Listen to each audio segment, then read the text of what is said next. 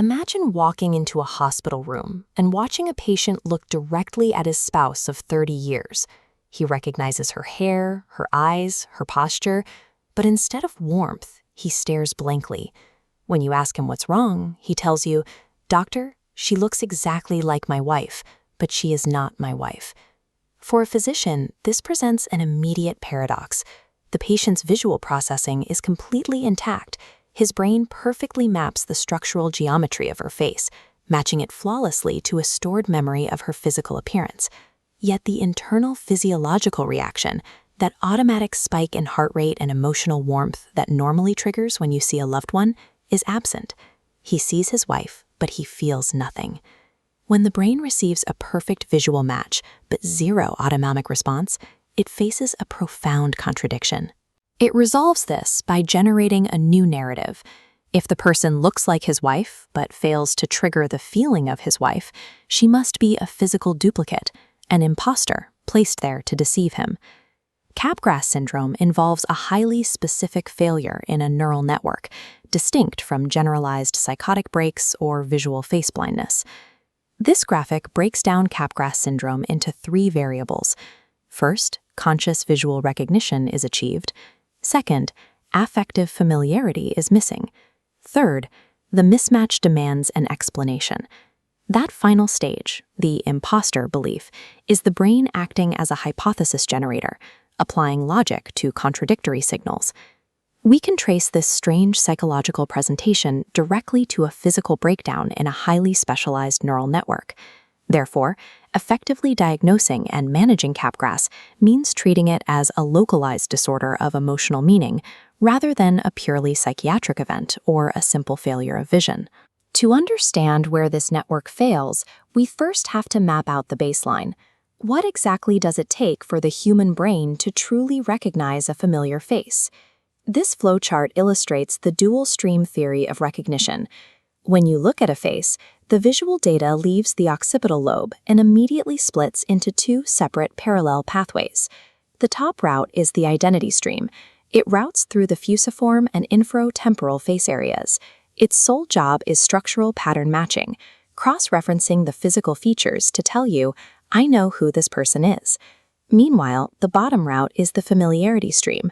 This path bypasses the structural analysis and feeds straight into the limbic system, specifically the amygdala. Its job is purely autonomic. It provides the emotional weight, signaling, "This person matters to me." In a healthy brain, these 2 distinct data streams process in fractions of a second and merge seamlessly. The result is the subjective experience of recognizing a loved one.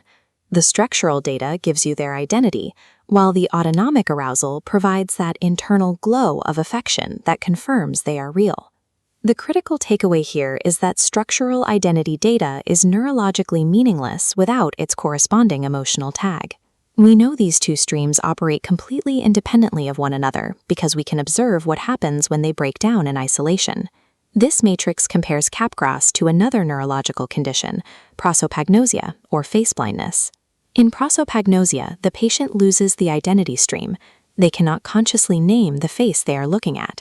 However, tests show their autonomic familiarity stream often remains covertly active. Their heart rate will still spike when shown a picture of their spouse, even if they cannot identify them. Capgras is the exact inverse. The identity stream is perfectly intact, but the emotional familiarity stream is severed. The conscious knowledge is there, but the autonomic response is dead. In neurology, this is known as a double dissociation.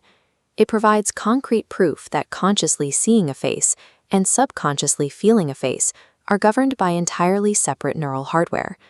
The bizarre impostor delusion of Capgras takes root precisely in the dark space between these 2 isolated networks. We can map this theoretical disconnect directly onto the physical anatomy of the human brain. This anatomical diagram isolates the crucial structures. Recognition begins here, in the right temporal face familiarity pathway. This node successfully processes the visual identity of the person standing in the room. But as that signal travels downward to retrieve its emotional signature from the limbic system, it hits a roadblock. The physical connection is severed. The visual cortex and the amygdala can no longer communicate. That exact point of structural failure is what strips the warmth from the face and generates that terrifying, uncanny sensation for the patient. But this raises a critical question. If the emotional tag drops, why doesn't the patient simply think, "I feel a bit emotionally detached from my wife today"? Why jump straight to, "She is an alien imposter"? The answer lies in a required third point of failure, the right frontal belief evaluation system. A healthy frontal lobe acts as a reality check, immediately rejecting absurd hypotheses.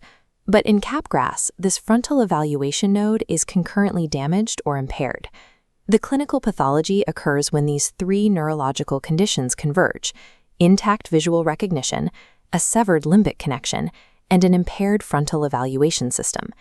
The brain's architecture creates a split where the patient accepts the physical geometry of the face, but due to frontal impairment, rejects the identity of the person. Because we know the specific anatomical coordinates of this failure, a sudden presentation of Capgras must be treated as a hard localization clue, not a vague psychiatric complaint. This Venn diagram charts the etiologies. Sudden onset demands an urgent medical workup for focal brain disease, neurodegeneration, or toxic metabolic crisis. It also requires attention to safety red flags.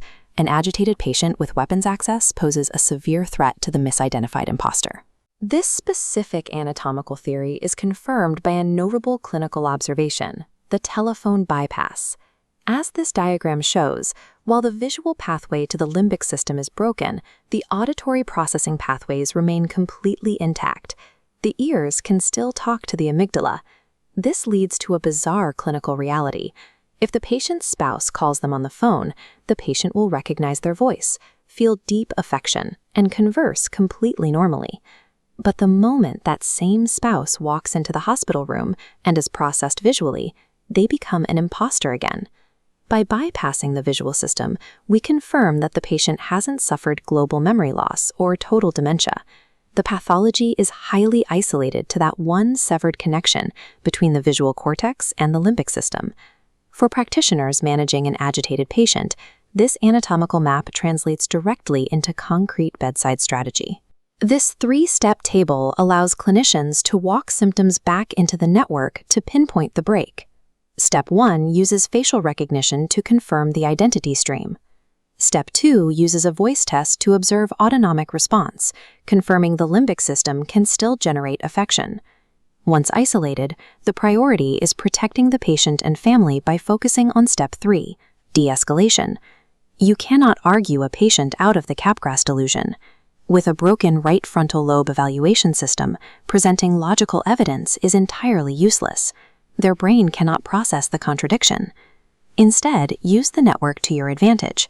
Employ a voice before face intervention. Have the spouse speak from the hallway before entering the room. This triggers the intact auditory limbic connection, priming the patient with emotional familiarity before the broken visual cortex engages.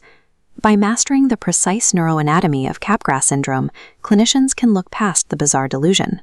You can lower the emotional temperature at the bedside, rebuild trust, and properly hunt down the physical disease driving the disorder.